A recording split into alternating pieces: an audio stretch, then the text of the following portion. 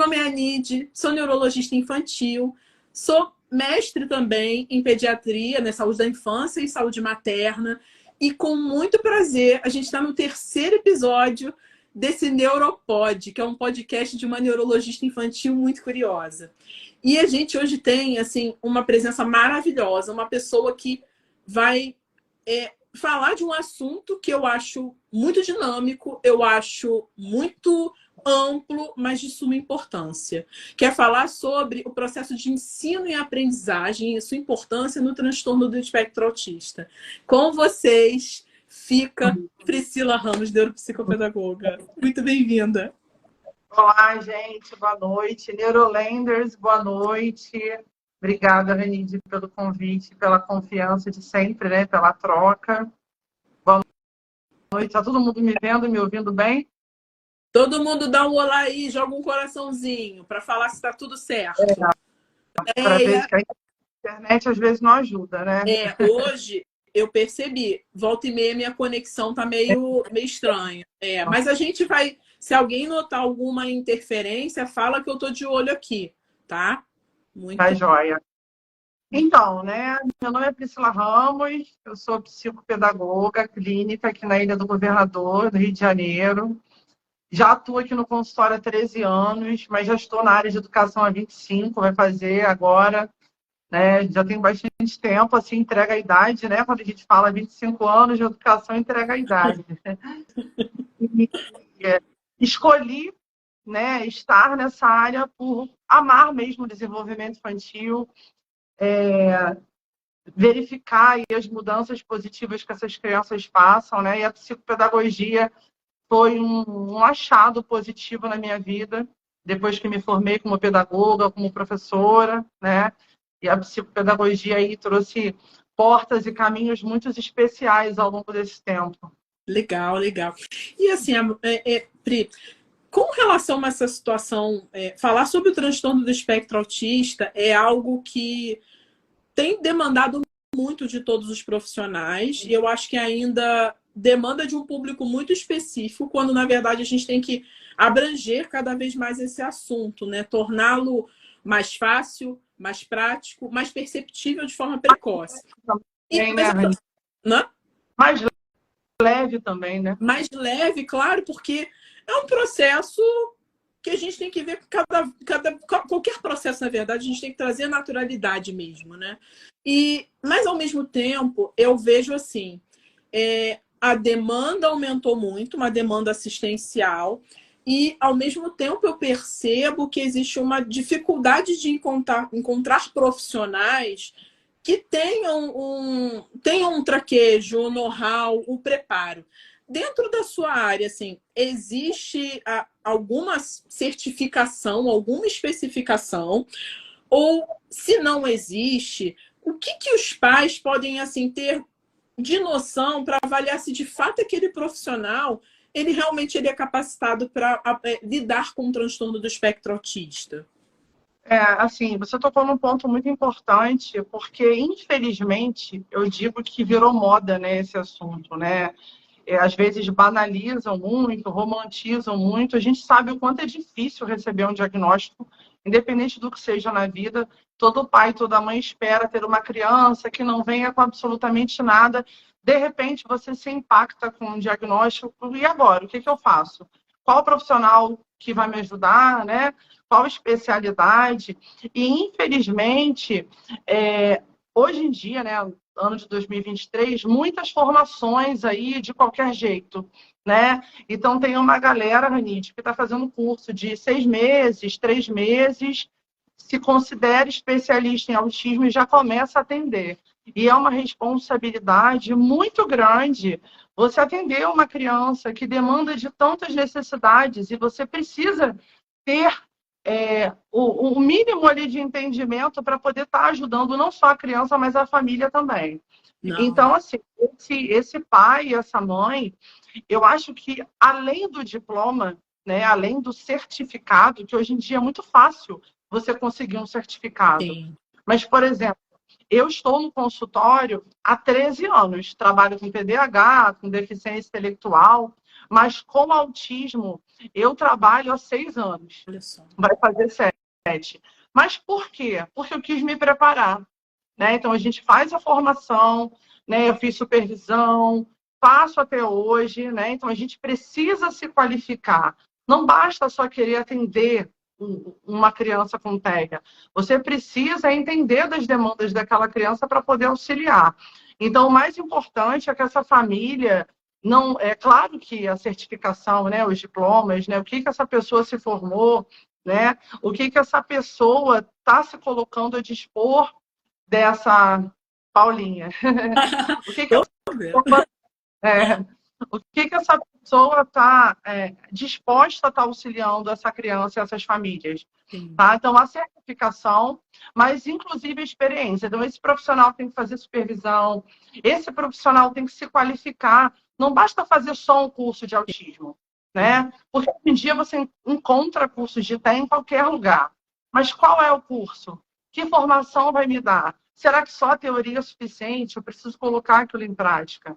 Então, os pais precisam ficar atentos a esse peixe que está sendo vendido em todos os lugares, né? Exatamente. E isso, Priscila, é em tudo. Eu te digo que eu acho... Eu te digo não, acho não. Inclusive dentro da área médica. Porque para qualquer coisa que a gente faça, quando a gente fala sobre saúde, né, de uma forma geral, existe o livro, existe o artigo científico, existe a prática. E quando a gente fala sobre o transtorno do espectro autista, na verdade, sobre qualquer questão ligada a um processo de desvio, né, atraso no desenvolvimento, a gente tem e deve individualizar cada indivíduo e cada sintoma. Porque, às vezes, um sintoma ele é estimulado numa criança ou num adolescente por um motivo e em outro por um outro motivo. Né? Então, isso que você está falando sobre prática, sobre vivência, sobre experiência, eu sempre dou a seguinte dica para os pais, e é isso que eu também quero até aproveitar o gancho. Orientações. O que eu vejo? Eu não sei se você viu o nosso segundo episódio, mas eu acredito que isso vai ser uma verdade, né? Vai ser uma verdade cada vez mais reproduzida. Existe uma dificuldade muito grande nessa interface dos pais, dos professores, dos cuidadores, com os profissionais que aplicam a prática, né, das terapias. Você, como que você vê esse processo? É um processo que deveria ser natural e fazer parte? Ou é um processo que o pai e a mãe têm que ficar pedindo, pelo amor de Deus, a senhora pode me passar uma orientação? Porque eu confesso que eu fico um pouco confusa com isso. Infelizmente, a gente escuta muito esses relatos das famílias, né?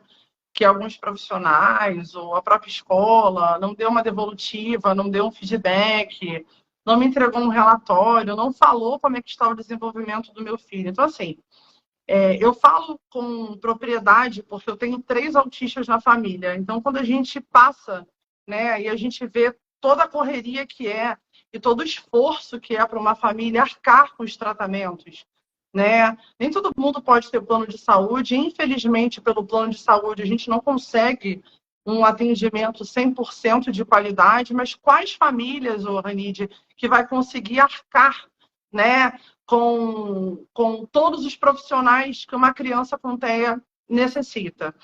Né? Então, é muito caro, um custo muito alto. Então, imagina só, você paga um profissional, você está ali investindo, você está dando prioridade ao atendimento do seu filho e você não recebe nenhuma orientação? Não, assim, como que eu, como psicopedagoga, trabalho, né? Essa orientação já é desde o primeiro dia que a gente conversa com a família, no momento de anamnese. Sim. Essas famílias precisam se sentir seguras onde estão colocando seus filhos. Né? E essa orientação, esse feedback, ele é feito tanto no processo de avaliação, no dia da devolutiva, quanto no processo interventivo. Sim. Então, essas famílias, eu preciso ter trocas com eles diárias. Né? Então, eu falo pelo WhatsApp, tem sessões que eu filmo e mando para os pais para mostrar como é que eu estou fazendo para que essa família em casa reproduza, para mostrar o desenvolvimento dessa criança, né? Então, assim, na hora do final da sessão também, nem todas as sessões às vezes dá tempo de fazer, mas eu sempre solicito que esse tempo seja necessário para a gente fazer essa troca com as famílias. Então, assim, dentro da minha experiência aqui, até trabalhando em escola, que eu trabalho em escola até hoje, eu consigo ter a visão da escola e do consultório. As famílias necessitam dessa orientação, né? A gente precisa, a família precisa saber o que o filho está fazendo na terapia, como ele chegou, o desenvolvimento que ele está tendo. Exato. Agora, no final do ano, por exemplo, quando eu libero alguma criança no meio do ano, as famílias recebem, tem reunião comigo, eu faço um relatório de desenvolvimento de como essa criança chegou e como que ela está, o que ela alcançou. Precisa dessa troca, né?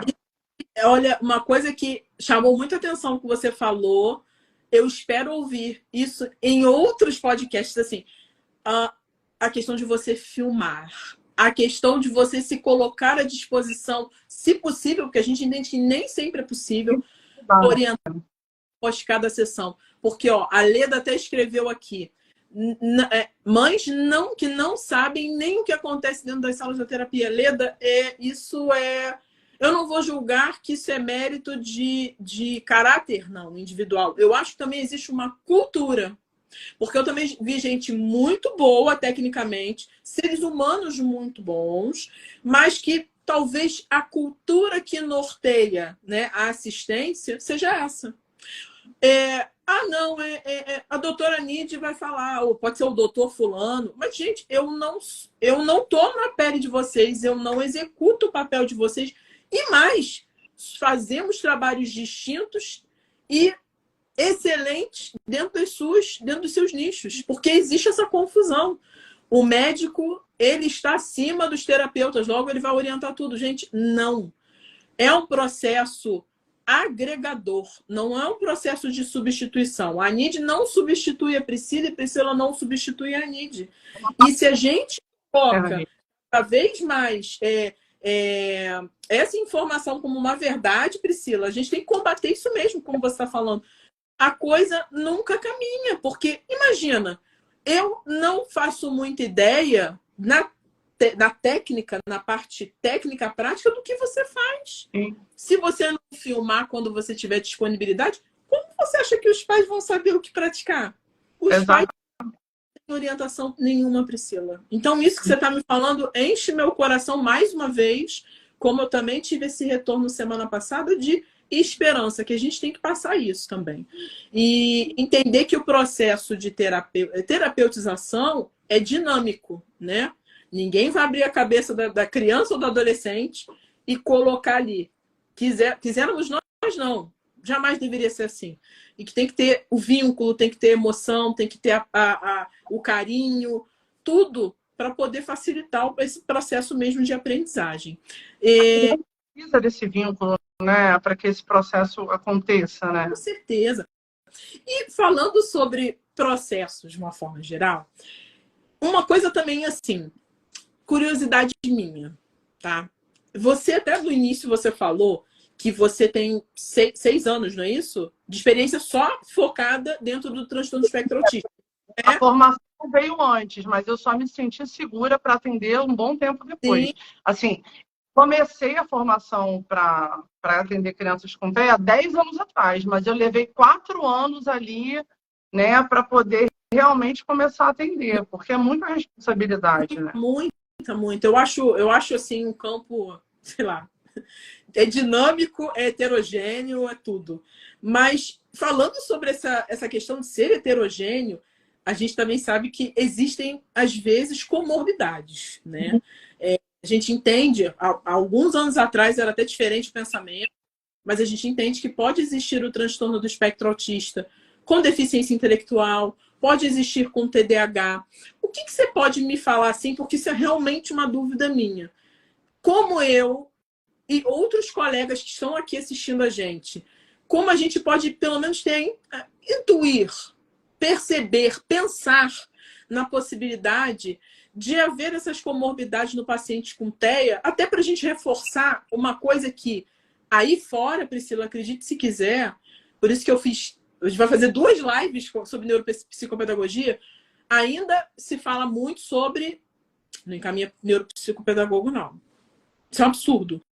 Então, o que nós, como profissionais, o que a gente pode enxergar, até para a gente colocar isso em relatório, para poder respaldar bem, para poder conversar bem com a família, diante de um paciente com TEA que possa ter algumas, ou essa, ou uma ou outra comorbidade. Tem alguma coisa que a gente pode se atentar para a gente pensar? Eu acho que assim, o teu cuidado sempre foi muito grande, né, Ranit, em relação a isso. Realmente, na área médica, a gente não encontra isso em todo lugar, né? Como psicopedagoga, a primeira coisa que nós fazemos é avaliar, conhecer essa criança para saber qual é a modalidade de aprendizagem, como que essa criança aprende. E no processo avaliativo, a gente começa a perceber, né? Por exemplo, eu atendi uma criança hoje que está dentro do espectro do autismo, foi diagnosticado, faz todo tipo de tratamento, de intervenção, mas ele faz tanta intervenção que dentro do espectro do autismo, hoje, o que mais chama atenção é o déficit de atenção, né? Então, assim, a gente sabe que o diagnóstico dessa criança é o autismo, Sim. né? É o diagnóstico base ali dele é o autismo. O TDAH está ali secundário, tá? Está ali como, né, um sintoma dentro desse espectro, de todo esse quadro dessa criança. Mas ele consegue, dentro do social, dentro do cognitivo, ele consegue dar conta das demandas dele, mas o nível de desatenção é muito grande, né? E quando a gente coloca isso para a escola, a gente tem que ter muito cuidado, por exemplo, numa escola, porque a escola ela necessita aí, né, dessas explicações. A gente vai entrar nisso um pouquinho mais à frente, de falar da questão escolar. Mas imagina só, você recebe na escola uma criança com TEA, o diagnóstico é de autismo. Não. Por exemplo, a gente tem uma criança na escola que eu trabalho que todo mundo fala, não, essa criança não tem TEA, não é possível. Essa criança é só TDAH. Só que chegou num ponto que a mãe ficou preocupada com isso. Porque ela falou, estão começando a ver que a minha filha não é TEA e não vão ter um olhar diferenciado para ela. Olha só. Que loucura. Né? Mas pode acontecer. Então, a gente se depara com as famílias que não aceitam os diagnósticos e as comorbidades, mas a gente também se depara com a família que a criança já está tão estimulada, ela continua sendo TEA, ela não vai deixar de ser, mas o que fica mais à tona é a deficiência intelectual, é o TDAH. E aí, assim, aí vem a orientação à família, a orientação à escola, a necessidade desse neuropediatra estar discriminando isso, até para que a escola saiba lidar com essas situações. Sim. Né? Uma coisa, assim, vou te falar algo que não está necessariamente na literatura, e aí entra a questão da experiência de vida.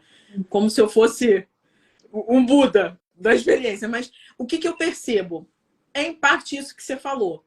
Cara, essa criança, esse adolescente, tá super bem assistido. Não é nem exagerado e também nem pouco. É o suficiente. Então, eu tô vendo que a coisa faz sentido. Mas, por algum motivo, eu sempre também... Uma coisa que eu acho muito importante. Os relatórios. Porque eu vejo, Priscila, assim... paciente numa determinada atividade que subentende-se que aquela atividade demande foco, ele evita. Geralmente as pessoas usam muito a palavra evitamento, usam muito também a palavra eu coloco várias atividades, que isso também eu acho um pouco errado no processo terapêutico. Eu boto muitas atividades numa determinada, daquele dia da terapia, e a criança não saber lidar com aquilo e aquilo não render. Então, na minha concepção, eu começo a subentender que talvez, por trás disso, exista um TDAH associado. Já com a deficiência intelectual, o que é o meu feeling? Que eu acho que a palavra melhor que eu posso falar é feeling. Memorização. Eu percebo que, assim, a criança, ela tem o seu funcionamento quando direcionada, mas você ensina uma, ensina duas, você diminui a quantidade de informações que são, mas não se memoriza. Isso é o meu... Né? E a compreensão, Ranídia. A criança com DI, né? Por exemplo, eu já recebi crianças no consultório, meu filho tem TDAH e tem... Ou então só TDAH, né? A gente não está nem entrando na questão só do TEA. Meu filho tem TDAH, e quando a gente vai avaliar, a gente vê que isso está além, né? Não é só o TDAH, né? Essa questão da deficiência intelectual, a criança fica com uma dificuldade muito grande de compreensão, até de coisas básicas mesmo do dia a dia. Sim, muito bem. Você fala sobre as vidas adaptativas, né? Sim. Ou seja, por mais que esteja com a terapia ocupacional, fazendo Exato. integração sensorial e a parte adaptativa, ela não desfralda, ela não bota roupa, ela não tira roupa, ela não toma banho sozinho. Isso é muito importante também para a gente fazer essa associação. Ótimo. Exatamente. A Lê está até perguntando uma coisa. Uma criança com TEA, suporte 1 bem estimulada, pode se assemelhar a um TDAH? As questões atencionais podem ficar mais evidentes do que o autismo? Sim. Então, Leda, olha, em parte sim. Eu vou falar a minha experiência. Eu recebo não são poucas não, muitas crianças. E te digo que adolescentes, pré-adolescentes, na sua grande maioria, eu percebo uma introspecção muito grande. Sim, existe um prejuízo atencional, mas existe essa introspecção. Eu sempre também presto atenção na forma que a pessoa fala.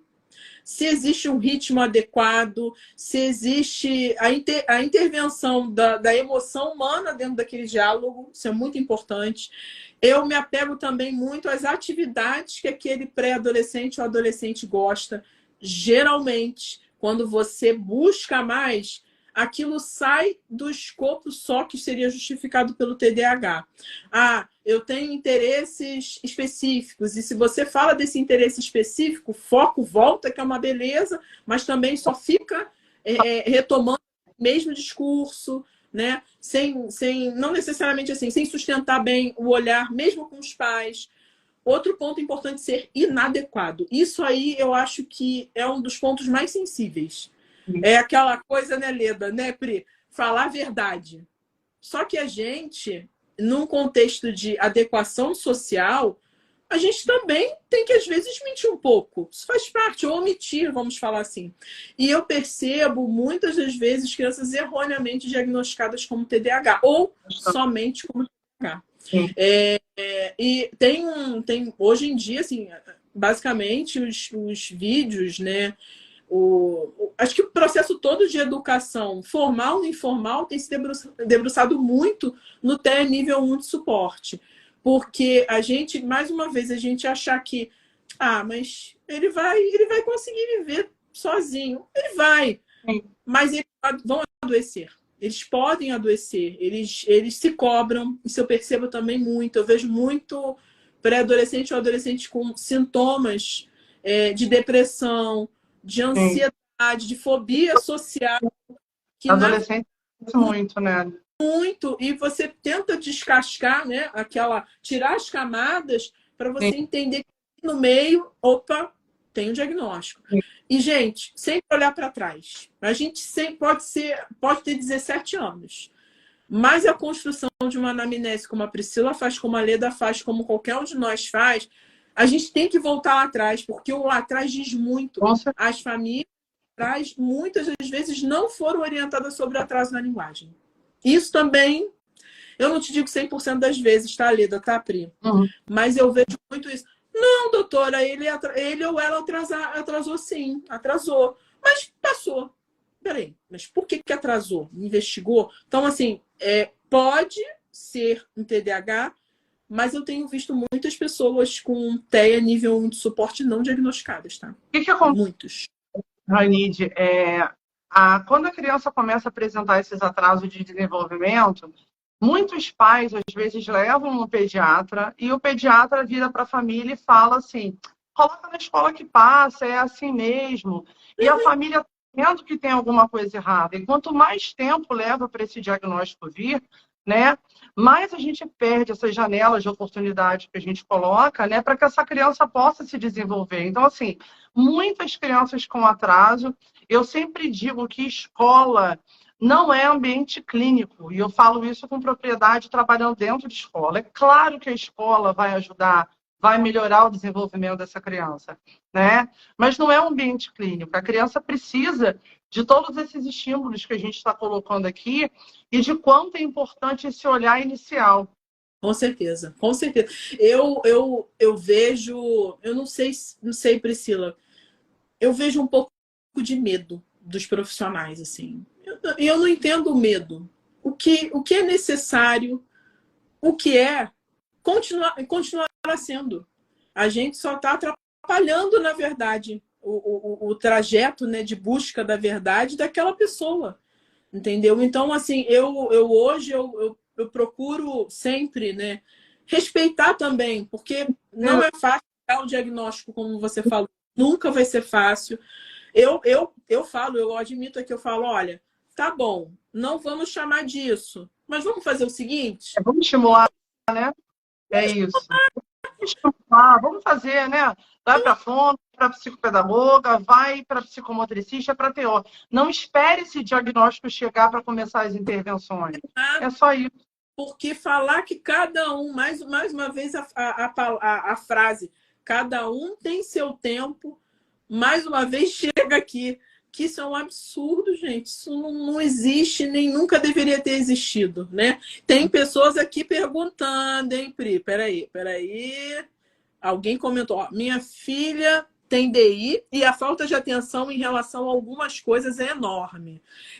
Contextualizando, assim, a gente tem sempre também, assim, eu vou pedir até para a Pri falar, você percebe, Priscila, assim, que o nível, a gente entende o nível de suporte do TEA, mas a gente também entende que tem níveis de deficiência intelectual, que pode ser leve, moderada, pode ser grave, pode ser profunda, né? E a gente vê de acordo com a independência do dia a dia e com a alfabetização. Tem pessoas, né, crianças, adolescentes, jovens adultos, que às vezes têm níveis mais graves de deficiência intelectual associado ao TEA. Não sei assim se você tem exemplos para dar para gente. Como seria o caso de uma pessoa com TEA e um DI que seja grave ou um DI que seja profundo? Isso desencoraja que essa pessoa continue na escola? Porque eu já ouvi também falar isso, né? Pô, resumindo, é grave demais para estar na escola, né? Ou então, não, vamos fazer a assistência dentro, só em domicílio. O que você tem assim para falar com relação a essas situações? Que eu acho tão estranho, sabe? Tão inadequado. Infelizmente, Ranide, a gente escuta muito e acontece muito isso, tá? Eu tenho jovens, adolescentes com um nível de suporte mais alto, inclusive com deficiência intelectual, que os pais resolveram tirar da escola, né?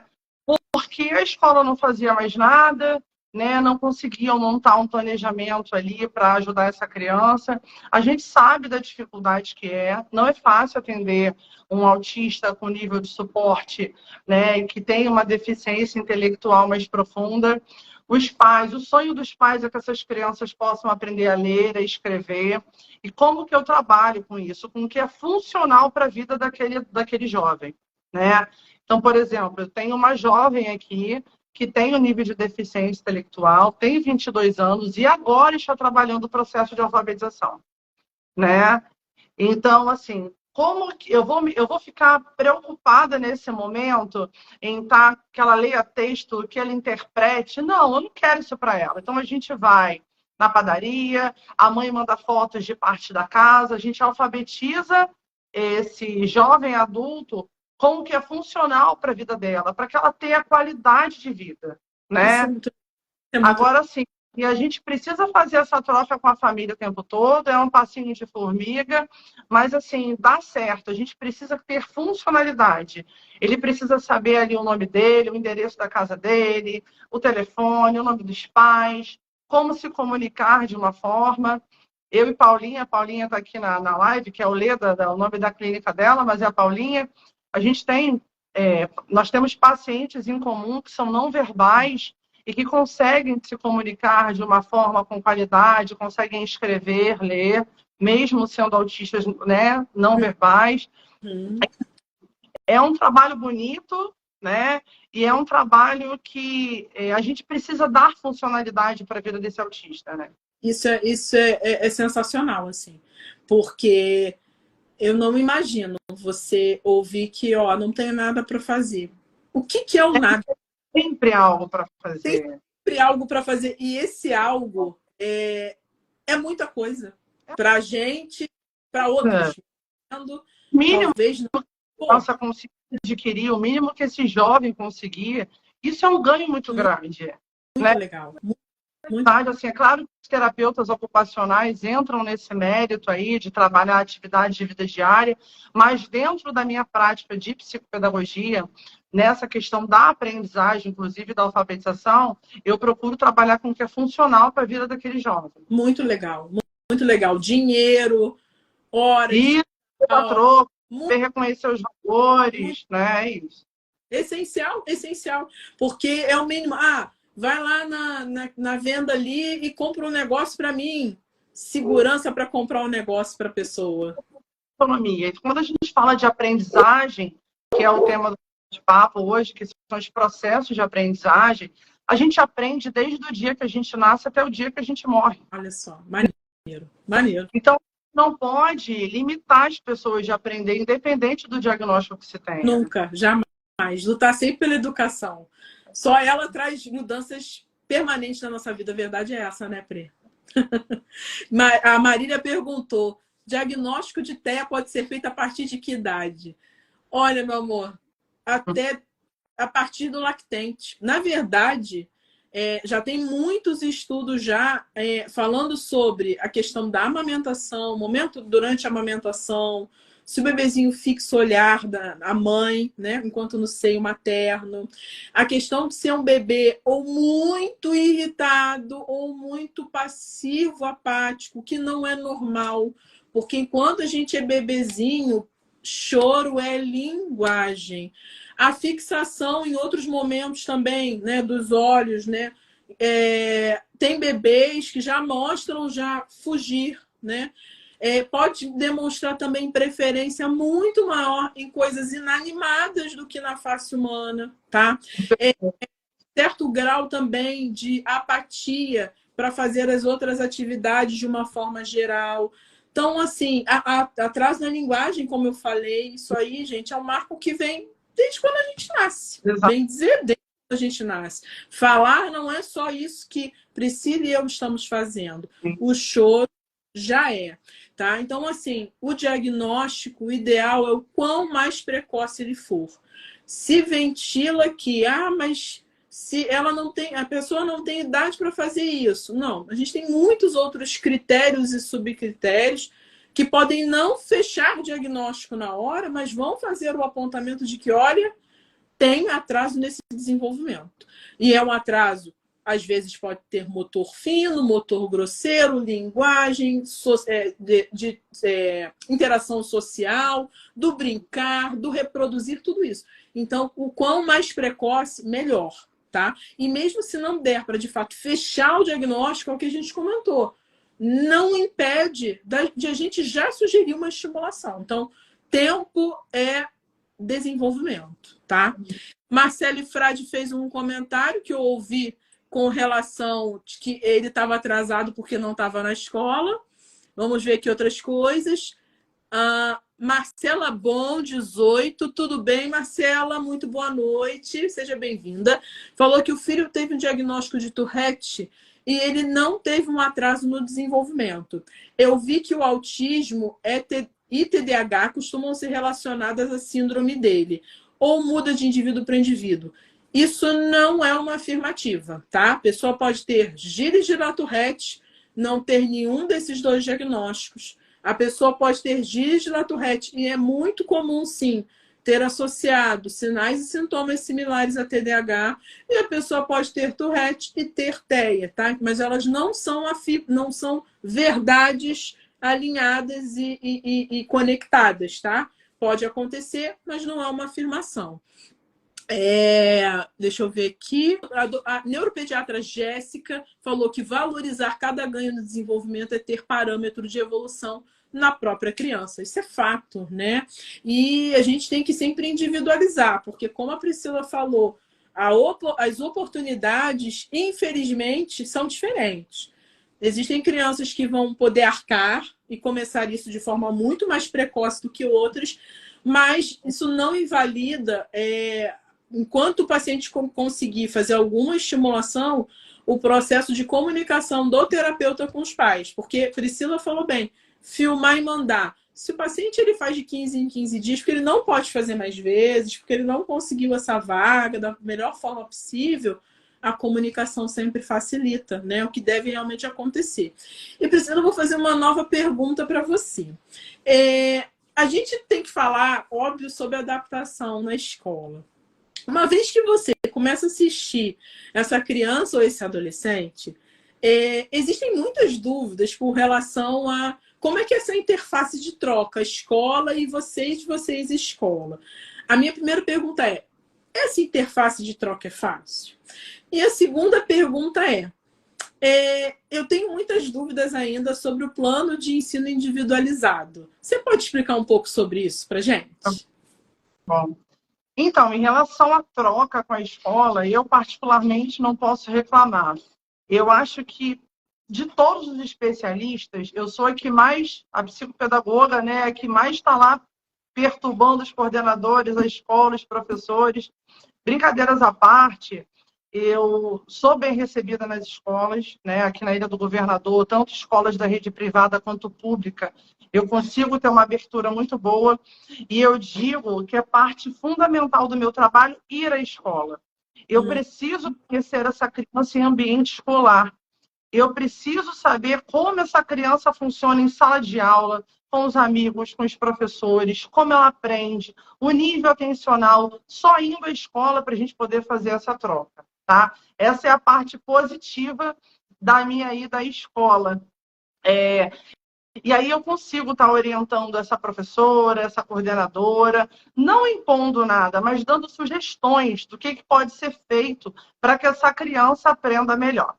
Essa é a parte positiva. A parte ruim de tudo isso, que eu confesso que aqui na ilha eu não tive tantos problemas, mas infelizmente é uma realidade, vou ser polêmica agora, que é a questão do PEI, do plano de ensino individualizado.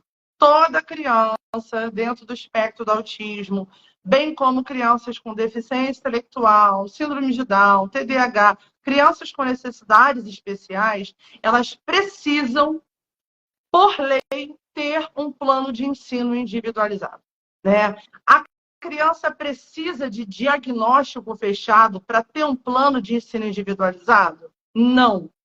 E, infelizmente, aí vem o problema. Por quê?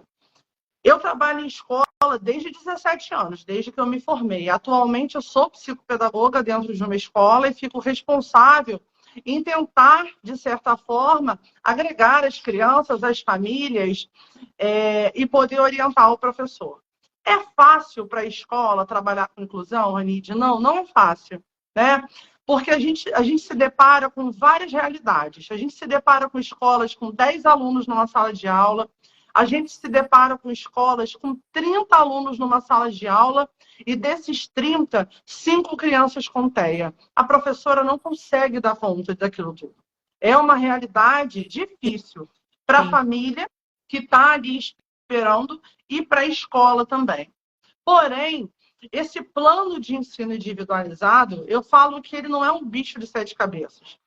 Algumas escolas aqui na ilha, quando sabia que eu ia na escola, já ficava desesperado, né? Lá vem Priscila, eu vou ter que mostrar o plano de ensino individualizado para ela. E eu não tenho essa postura de cobrar da escola. Eu digo que quem tem que cobrar, senhores pais, cobrem isso da escola, né? Pais precisam ter acesso ao que a escola está fazendo por essa criança. Por exemplo, na escola que eu trabalho, as professoras, elas fazem o monitoramento diário dessa criança. Então, a gente consegue saber o que a criança faz sozinha, o que ela não faz sozinha, o que precisa adaptar. Porque não adianta, Ranide, você fazer um documento lindo e maravilhoso e engavetar. Então, tem muita escola que apresenta um planejamento de ensino lindo, mas está engavetado. Aquilo precisa funcionar. Sim. E o que é o plano de ensino individualizado? O próprio nome já diz. É um planejamento de acordo com as demandas daquela criança. Mas para eu fazer um planejamento para aquela criança, eu preciso conhecer aquela criança. Sim. Eu preciso entender. Esse planejamento, ele não é feito pelo psicopedagogo. Eu não vou ser contratada para fazer um planejamento para a escola. O planejamento, ele é feito pela equipe escolar e por todos que estão envolvidos com a criança. Então, existe uma entrevista que você faz com a família, você busca ali os centros de interesse da criança, o que essa criança gosta, né? O que faz ela engajar, né? Quais são os reforçadores que eu posso usar para essa criança, né? Para que ela possa render melhor, para ficar mais tempo em sala de aula. Olha, essa criança ela não fica muito tempo em sala de aula. Será que tem uma escola aqui na ilha que fez um trabalho muito legal com um paciente meu? Ele faz as aulas de português, matemática em sala de aula, mas ele faz aula de educação física, música com outros grupos. Sim, sim. Ele tem horários certos para sair de sala. Ele não sai só de sala porque está desregulando, que é o que acontece. Tira o Joãozinho da sala porque ele está desregulando. Putz, e criança com autismo vai fazer, Ranide? Ela está condicionada a sair de sala quando desregula. E aí ela vai repetir esse comportamento. É claro que até eu vou desregular para sair de sala de aula. Então, peraí. Mas assim, então, vou explicar por que eu falei isso. É falta de entendimento. Planejamento. Você precisa planejar até a saída da criança. Sim. A gente fala que essas saídas terapêuticas, vai beber uma água, lavar um rosto, isso é importante. Sim. Mas será que eu posso anexar nesse plano de ensino individualizado atividades que essa criança possa fazer? Ela vai no parquinho, mas ela vai no parquinho para quê? Ela vai porque ela desregulou, ela vai porque vai fazer uma atividade? Ela vai entender que naquela hora ela vai sair para fazer uma atividade. Então, assim, o plano de ensino individualizado ele é feito pela equipe escolar, os pais participam e devem ter acesso a esse material. Tá? Os especialistas, fono, psicólogo, neuropediatra, a gente colhe dados desses profissionais, tudo que agregar a essa criança, né? Até estruturalmente falando. Tem criança que não fica bem em determinada cadeira, vai ter que sentar em outra. Não, com certeza. Tem que Claro que, assim, no município, infelizmente, eu adoro o município, tenho colégios que fazem trabalho exemplares aqui na Ilha do Governador, mas no município, para você estar na sala de recursos, você precisa ter um diagnóstico fechado. Sim, né? Sim. Então, um TDAH, por exemplo, ele não participa de uma sala de recursos, ele não tem diagnóstico suficiente para estar numa sala de recursos. Vai estar o TDAH, vai estar o DI, vai estar o autista, vai estar a criança com síndrome de Down, mas o TDAH não. E Priscila, aproveitando só, sem querer te cortar, no contexto, assim, isso é muito legal que você está falando, que TDAH não tem direito, porque isso é muito cobrado da gente. Muito. Os pais procuram o neuropediatra para ter esse diagnóstico para dar entrada na escola, e aí fica na mão da prefeitura, eles não têm muito o que fazer.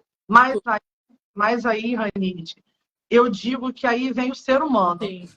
Eu sou professora. Eu sei que aquele meu aluno não tem diagnóstico, mas é visível que ele tem uma dificuldade. O que eu posso fazer para estar ajudando ele? Isso é o plano de ensino individualizado. Entendi. Se essa criança precisa de alguém lendo para ela, se essa criança precisa de uma letra maior, eu preciso de alguém me dando, sabe?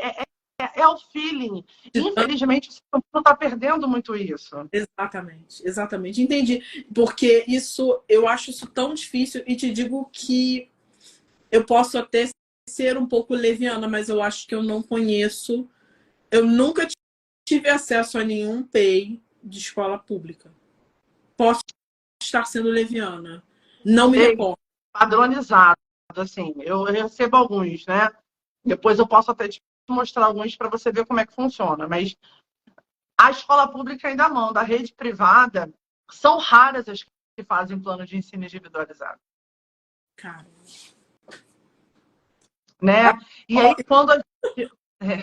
polêmica, mas é verdade. Mas eu sei o quanto é difícil. Mas, por exemplo, a gente precisa... Se eu sou professora e sou professora também. Se eu tenho um aluno com TEA e eu estou ensinando o RR, dois L's, LHSS, e aquela criança ainda está aprendendo sílabas simples, eu não posso fazer com que aquela criança siga o que o grupo está fazendo. É um feeling. Eu preciso entender que dentro do desenvolvimento daquela criança, eu vou estar trabalhando com sílabas simples para ela. Então, na hora de fazer o meu plano de aula, eu vou colocar observações para o Joãozinho para que ele aprenda melhor visualmente, por imagem. Eu vou trazer um vídeo, eu vou trazer um balde de pipoca. O que eu posso fazer para essa criança? Eu acho que isso é muito do ser humano, não é só ter diploma embaixo do braço. Não, isso não tenha dúvida. Mas isso que você está falando é muito legal, porque, Priscila, até para a gente cobrar. Tem que cobrar. A escola tem que... você está pagando a escola do seu filho, o mínimo que essa escola tem que fazer é dizer, olha, está aqui o planejamento. A gente tem uma criança na escola que eu trabalho, Ranide, que ela está no pré-1 e ela deveria estar alcançando alguns marcos ali dentro. Mas é a primeira vez que a criança vai para a escola, tem DI, e a gente fez um planejamento para que ela aprenda situações do dia a dia, dinâmicas de sala de aula, de sentar. Não é só ler e escrever. A criança precisa ter olhar responsivo, a criança precisa seguir meus comandos, a criança precisa aprender a esperar, a sentar. Tudo isso tem que estar no planejamento. Ou seja, o processo de adaptação começa no ambiente, começa do material escolar. Eu entendo também que começa dos estímulos ambientais que são proporcionados, que são uma outra coisa, Priscila, que eu não vejo assim, eu não sinto individualização. Porque chega para mim, a criança ou adolescente, quando chega perto do horário de tocar um sinal, desregula e quer sair. Não olha, não procura entender qual o contexto daquele meltdown, entendeu? O que está levando aquele meltdown, daquela pessoa ali que tem um diagnóstico em transtorno de espectro autista. E isso gera tanta dificuldade, porque é um outro ponto polêmico. Eu sinto a escola também, da escola, muita necessidade, eu entendo até que por desespero, Priscila, de medicação, de que tudo vai se resolver com medicação. Gente, não é tudo se resolver com medicação, infelizmente. E muitas das medicações, eu vou reforçar, podem ajudar em algumas coisas, mas prejudicar em outras. E a gente está falando de ensino. Vou dar só uma palhinha, Priscila. A escola geralmente quer o quê? Passa um remedinho para melhorar a atenção. O que é remédio de atenção? TDAH, né? Ritalina, Mas esses remédios, a depender se aquele paciente tiver alguma comorbidade psiquiátrica, ele pode, no popular, surtar. Ter algum processo comportamental muito mais grave. Muito isso. Muito. E do outro lado, passa um remedinho para acalmar, psicótico. Psicótico, a gente fala que ele vai acumulando, né? A pessoa ela vai guardando aquela substância ali e pode ficar mais lentificada. Se a gente está falando de que a gente quer estimular o processo de aprendizado, a gente tem que entender que a gente tem que, pelo que você está falando, preparar o ambiente, né? Sim. Individualizar as queixas e também os prós e os contras. Porque se ele aprende comendo uma pipoca e a pipoca não faz mal e mantém a atenção dele, por que não tentar essa estratégia? E eu te digo assim, com todo o respeito do mundo às escolas, porque eu entendo o quão difícil é, que elas, como você falou, não têm cultura. Mas não existe esse preparo. E fica aqui, estendo, né, a disponibilidade da Priscila e minha para não só pacientes meus, não, gente, para a gente trazer mais essas coisas para cá, para a gente discutir, porque assim, eu acho que é sensacional ouvir o seu lado, ao mesmo tempo me desespera, porque eu não vivo isso, eu não consigo viver, mas eu coloco aqui à disposição que eu vou cada vez mais cobrar esse processo, cobrar educadamente falando. para a gente criar, alinhavar mais esse contato. Eu sempre digo o que está faltando, né? Então, assim, aqui na ilha, quem me conhece sabe que eu me disponibilizo em escola, dar palestra. Às vezes eu cobro um valor muito simbólico, né? Assim, só de deslocamento mesmo. Na escola que eu trabalho, a gente faz treinamento no conselho de classe, mas muitas escolas não querem fazer esse treinamento. E eu digo o seguinte: hoje em dia, tem algumas perguntas aí, você vai ler com certeza, mas tem até uma aqui da. Tem uma Sumiu. aqui, ó. A escola pode negar, a Mandinha Moraes pode negar a entrada de uma criança com TEA por não ter mediadora? Assim, a escola não pode negar nada. Eu acho o seguinte, eu sou muito clara, assim, muito transparente com tudo que eu acho. A todo momento eu disse o quanto é difícil para as famílias e também para a escola. Eu acho mais bonito quando a escola diz: eu não sei como trabalhar com seu filho. Exatamente. Que receber a criança e a criança virar um vaso de planta na sala de aula. Porque é isso que a criança vive. Bota lá atrás. Aí, assim, a escola não pode negar vaga de forma alguma, independente de diagnósticos ou não. Mas no caso de diagnósticos, né, tem escola que diz que não tem vaga. É mais fácil dizer que não sabe trabalhar. Exatamente. Exatamente. Certo, tá, Ranidia? Eu não estou dizendo que isso é o certo. O certo é receber a criança, se preparar, se qualificar, buscar. Mas tem que ser sincero. Eu concordo com a sua... Com a forma que você está falando, porque, assim, nada pior do que a ignorância, gente. Ignorância não nutre nada. Na verdade, só vai cada vez mais murchando. As possibilidades... As famílias se sentem cada vez mais diminuídas nesse processo, quando, na verdade, eles são detentores de um poder tão bonito, tão grande, e são desacreditados nesse sentido. Porque eu vejo, assim, os pais que eu tenho contato, quanto eles são aguerridos, Priscila. Mas sem conhecimento, isso pode se tornar uma verdade. Olha, procura uma outra escola, né? Faz isso, tudo no jeitinho, ou até mesmo muito direto. E não pode acontecer isso. E eu não acho feio falar não sei, mas eu acho feio falar não sei e não buscar respostas. Exato. Assim, nós estamos numa era que a gente tem essa facilidade do conhecimento em todo lugar. Né? Assim como você, outros neuropediatras que dão aula de graça no YouTube, eu sempre falo isso. A gente passa o dia inteiro vendo a vida dos outros no Instagram, mas a gente é incapaz de pegar e ler um artigo, né? A gente sabe da vida da Anitta, a gente sabe da vida da Jojo Todinho, a gente sabe que a Sandy se separou, mas não sabe o que fazer, né, com o TEA. Então, assim... No contexto, assim, aproveitando até esse ensejo, o que o pai, a mãe, a avó, quem lida com aquele tesouro mais precioso do mundo, pode estar fazendo, tá? Para estimular a criança em casa? Óbvio que respeitando as suas devidas faixas etárias. Você tem alguma dica para passar assim para eles?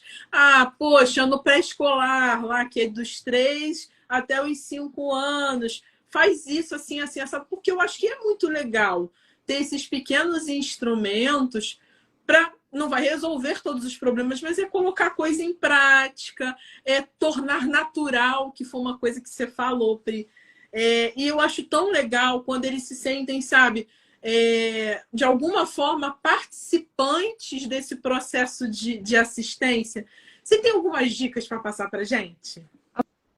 Sim, eu digo que dentro da psicopedagogia, eu preciso das famílias trabalhando junto com a gente, né? A gente precisa dessa troca. Eu falo que trabalho em equipe, né? Eu não trabalho sozinha, eu trabalho com você, eu trabalho com as minhas amigas que são fono.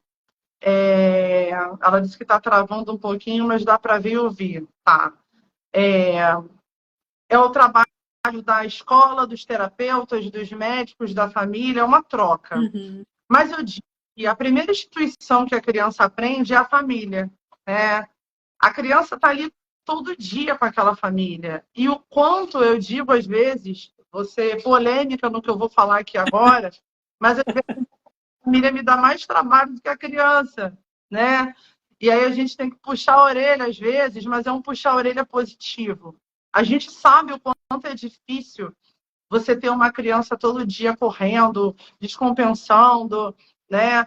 Do quanto é mais fácil colocar essa criança numa tela, num celular, numa televisão, vendo desenho, e do quanto essa criança não vai se desenvolver, Ranide, se ela ficar o tempo todo na frente da TV, o tempo todo no celular. Eu não estou dizendo que não vá fazer, eu não vou ser hipócrita de falar que, não, fica aí um minutinho no telefone que eu preciso passar uma vassoura na casa. Isso acontece, Pontual. né? Isso, óbvio, é pontual. Mas, assim, as dicas que eu dou para os pais é sempre criar rotina, independente da faixa etária. A gente sabe o quanto é difícil ter rotina em casa, mas o quanto essa rotina é importante, né? No caso de TEA, antecipar aquilo que vai ser feito, tentar dar para a criança, né? Ele entender ali o que ele vai fazer durante o dia dele, as coisas que vai fazer. Isso ajuda muito a evitar com que a criança se desregule e entenda.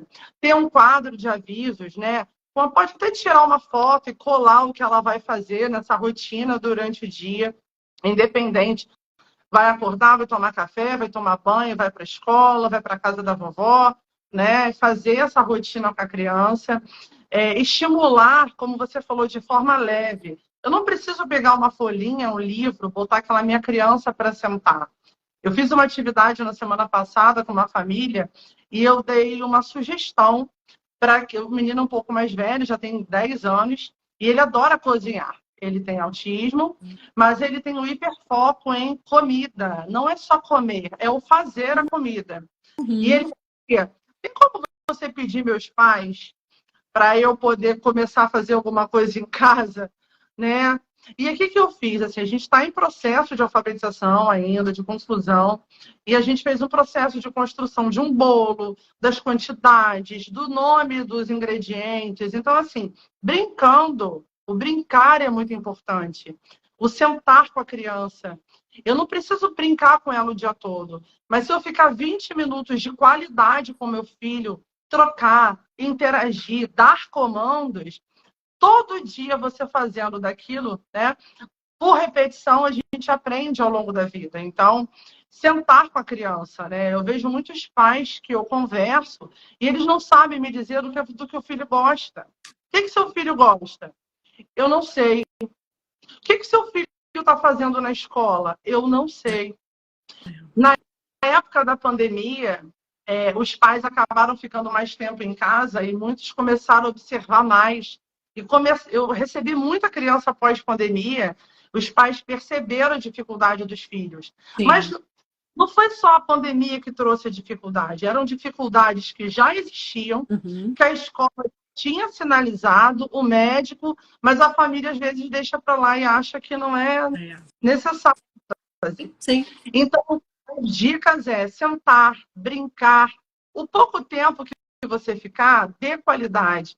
Escolher uma refeição para fazer juntos, ler um livro na hora de dormir, botar uma música, dançar junto com a criança, conversar. Ah, mas o meu filho é não verbal. Converse, ele está entendendo o que você está falando, né? Dê comandos. Eu atendi uma criança que eu dei alta esse ano, para finalizar essa parte, não sei nem que horas são, né? Dá tempo de falar, né? Acho que dá. Essa mãe, eu não sei nem se ela está aqui, acho que ela tinha entrado. Ela me ensinou algo, a gente aprende muito com eles, né? Que é a autonomia. Para a gente não subestimar a criança, achar que por ter autismo não vai aprender, né? Não vai. A gente falou isso mais cedo, né? Todos nós somos capazes de aprender, todos. E ela disse que ela levou meses para ensinar o filho a botar o short e o tênis. E que aquilo deu muito trabalho. Todo dia ela ensinava ele a se vestir. Aí, depois disso, ela começou a ensinar ele a comer sozinho. A escovar o... Hoje, você olha para essa criança, você nem consegue ver que ele está ali no espectro. Você acha que ele é uma criança levada ou desatenta. E o TDAH, mas aparecendo. E ela me ensinou algo que é: um dia nós não vamos estar aqui. É. Mais que seja difícil e pesada, os pais precisam entender que a gente precisa ensinar as crianças. Isso é para qualquer criança, independente de diagnóstico. Com certeza. Você dá um modelo, faz igual, mostra, deixa a criança tentar, deixa a criança tentar botar o sapato. Eu recebo um paciente meu, que não é mais meu agora, mas crianças de 13 anos, que o pai está botando tênis ainda. E a gente entende também o lado dessa família. Eu sei o quanto a gente quer acolher com medo do como que o mundo vai receber meu filho. Eu entendo isso 100%. Mas eles precisam ter autonomia. Precisa também preparar, né, Priscila? É uma... Casa, essas dicas que eu digo deixe seu filho fazer, ensine, mostre, mas não subestime, porque eles são capazes mais do que a gente imagina. Muita coisa. Eu acho tão legal isso que você está falando, porque o mundo não... O mundo, de uma forma geral, por muitos preconceitos, né? Sempre está querendo dizer o contrário para todo mundo, né? Ah, desiste, deixa para lá, não vai ser capaz. O que é ser capaz? O que é poder? E qual o limite? Quem define esse limite? E a verdade é que a gente chega à conclusão de que a gente não está aqui para definir limites, é para cada vez mais criar novos limites. Até qual o próximo passo? Cheguei a esse passo, vou dar um próximo passo. Porque a gente faz isso. A gente está aqui, você é uma neuropsicopedagoga, eu sou uma médica. A gente coloca cada vez mais novos limites que a gente quer alcançar e a gente tem que estender isso a todo mundo. Muito legal isso. E perguntas que eu não fiz, que ninguém fez, mas que eu acho que é muito válido. Dentro da neuropsicopedagogia, existe método para especificamente na assistência do paciente com TEA?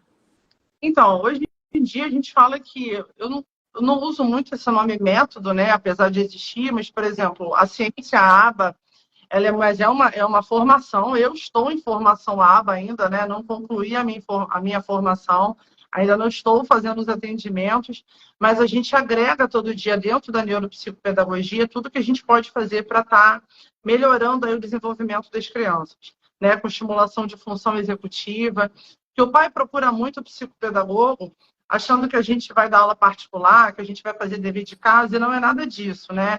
O trabalho do psicopedagogo é clínico. A gente está aqui para fazer estimulação de função executiva e fazer com que essa criança aprenda melhor. Ai, ótimo. E olha, tem uma pergunta muito interessante da Graciele Barcelos. Quando os pais não sabem o hiperfoco da criança, quais os métodos que vocês, neuropsicopedagogos, utilizam para descobrir e introduzir nas atividades?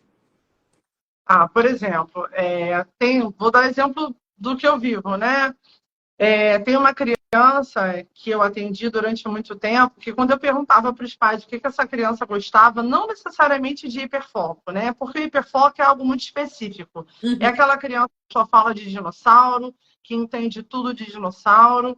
É aquela criança que só gosta de meios de transporte, que só gosta de planetas e só sabe falar daquilo. Quando a gente centro de interesse, por exemplo, se você pegar uma caixa de brinquedo, né? Não adianta botar 500 brinquedos ali dentro, mas você coloca 2 tipos. Você bota a Peppa e você bota o Mickey. Você começa a perceber qual a criança vai pegar primeiro, o que vai chamar a atenção. Às vezes não é a Peppa em si, mas é a cor da Peppa, a textura da Peppa, a roupinha da Peppa. E aí você vai criando esse link com a criança através do brincar do que ela gosta, né? Assim, eu tenho crianças aqui no consultório com TEA que gostam de música, né? Que o centro de interesse é música e a gente usa essa música para poder trazer essa criança para a gente. Não é um objeto específico, né? Então, assim, a gente só consegue perceber mesmo convivendo e avaliando essa criança. Individualizar. E outro ponto, assim, até isso é prático para a gente, assim. O que você sugere, ou se não tiver uma resposta específica também tá bom, mas o que você sugere com relação assim, a uma frequência mínima, adequada da assistência da neuropsicopedagogia com aquela criança ou adolescente? Assim, o que você sugere? Porque eu tô cada vez mais criteriosa, sabe, Priscila? Não porque eu não quero, que eu tô com pena do plano de saúde, não é isso. Eu tô preocupada que a gente tem que individualizar, porque existem profissionais bons e existem profissionais que têm um foco específico. E no meio disso tudo existe um ser humano, né? Que precisa ter essas demandas assistidas. Então, o que você nos diz assim com relação à frequência? O que de início, para você chegar, avaliar, né? Tem todo um processo também de avaliação. Quando a gente faz o encaminhamento para a neuropsicopedagogia, o que você sugere? Normalmente, essa criança inicia no processo avaliativo, né, uma vez na semana. Eu trabalho de 8 a 10 sessões, são 2 meses aí de avaliação, não é uma avaliação tão rápida. A gente, e os pais, às vezes, né? Mas eu já fiz uma avaliação neuropsicológica. A neuropsicóloga indicou, acontece muito, inclusive a nossa amiga Maíta, que está aqui, né? Priscila, meu filho fez avaliação com a Maíta, fez uma avaliação neuropsicológica, ela indicou psicopedagogia. Mas ele vai precisar fazer uma avaliação com você? Sim, eu preciso conhecer aquela criança. Dentro dos processos de aprendizagem, onde estão as habilidades e onde estão as defasagens para que a gente possa intervir com qualidade. Entendi. Né? Depois desse processo avaliativo, quando a gente começa a conhecer essa criança mesmo, no processo final mesmo da avaliação, Ranide, a gente consegue entender se vai ser necessário essa criança vir uma vez na semana, se ela vai ser necessário vir 2 vezes na semana. Entendi. De acordo com o processo avaliativo, a gente vê a necessidade. A maioria das crianças que vem para mim fica de 1 a 2 vezes na semana. Por quê? Porque fazem outras terapias. Então, 2 vezes na fono, 1 vez na psicopedagoga, psicóloga. Então, assim, são crianças com uma agenda muito cheia, né? E, no geral, você consegue que as sessões... Isso é outra dúvida, porque o plano cada vez pede, né? Pede, a gente muda, pede.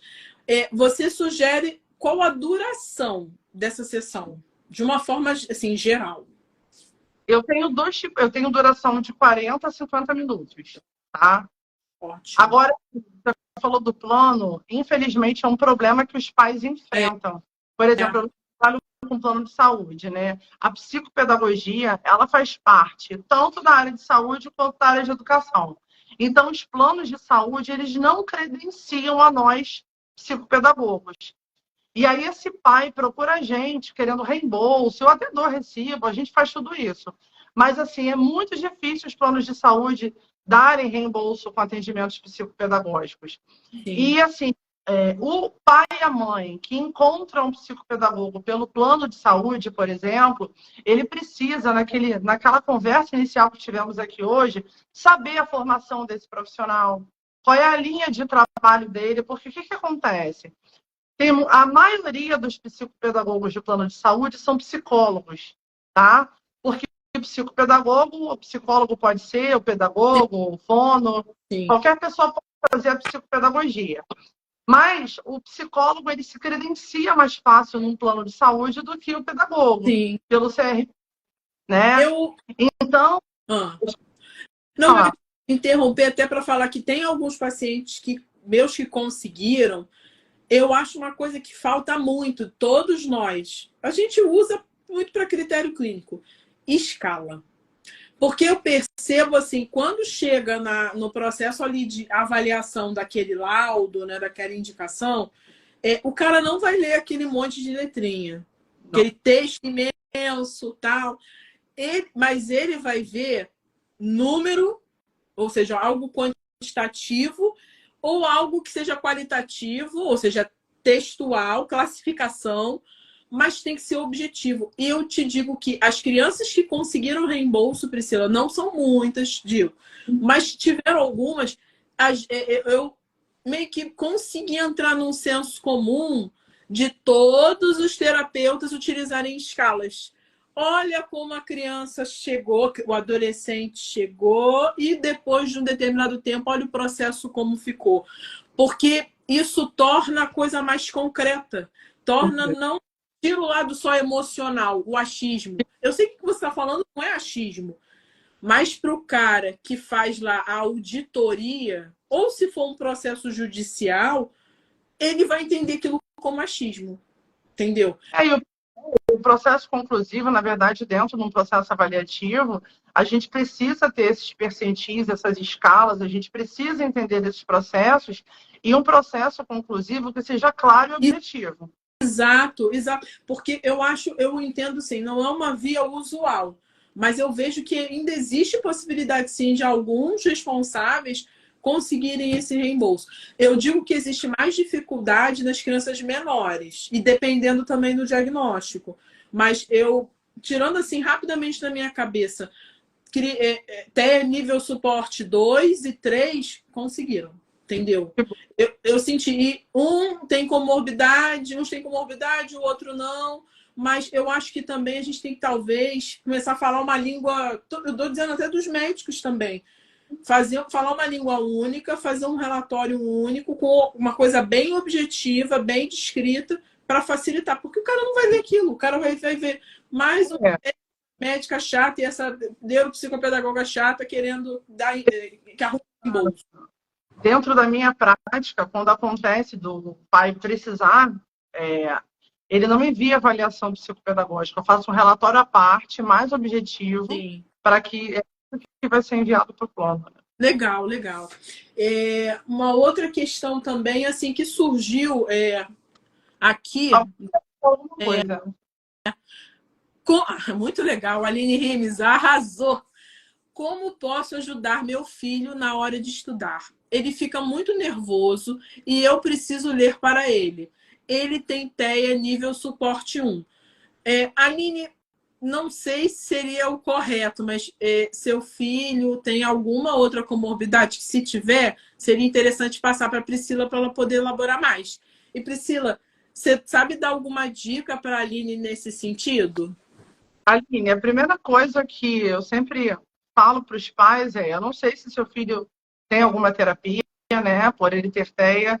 Assim, a primeira coisa que você tem que fazer, caso seu filho tenha algum terapeuta, é buscar a orientação desse terapeuta, né, estar em parceria com a escola. Seu filho tem as atividades adaptadas, né?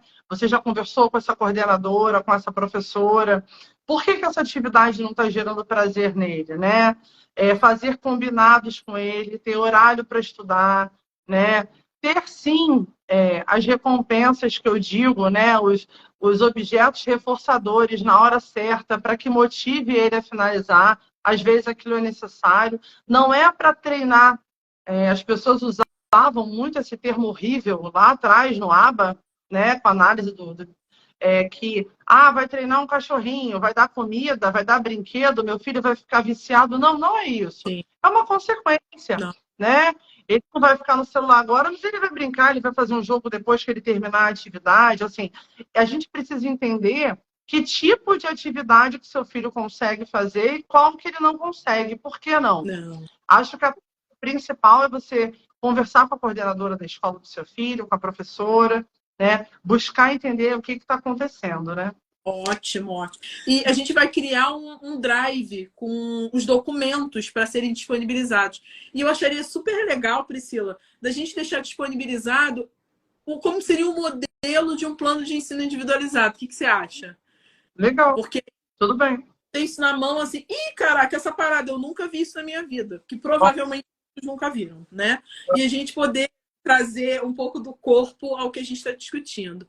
E, assim, eu quero muito agradecer a Priscila pela disponibilidade de horário. Ninguém sabe, mas essa moça é uma guerreira por estar aqui hoje. Eu vou bater minhas palmas. E foi maravilhoso, assim. Eu acho que foi engrandecedor, foi completo. É um tema difícil, é um tema amplo, mas foi muito bem dominado e muito bem explicado, tá? Agradeço muito. Agradeço também aos Neurolanders, todos aqui. Muito boa noite para vocês. Vocês são um arraso. Sigam as nossas redes sociais. Podem compartilhar os nossos conteúdos. A doutora Priscila está à disposição. Que venham novas lives. Semana que vem tem mais. E vou dar uma dica, hein? a gente vai se aprofundar um pouco mais no desenvolvimento infantil, só que na gestação. E vai fazer muito sentido com tudo que a gente vai vir conversar nas outras muitas lives, tá? Deixo agora o mérito com você, amor. Obrigada pelo convite, obrigada a todo mundo que ficou até o final aí com a gente, né? Acredito que a live vai ficar aí gravada, outras pessoas vão poder assistir depois. E eu espero que todo o nosso bate-papo tenha ajudado alguma família hoje, tá bom? Eu estou muito feliz, muito grata. Meus amores, beijo, um abraço para vocês.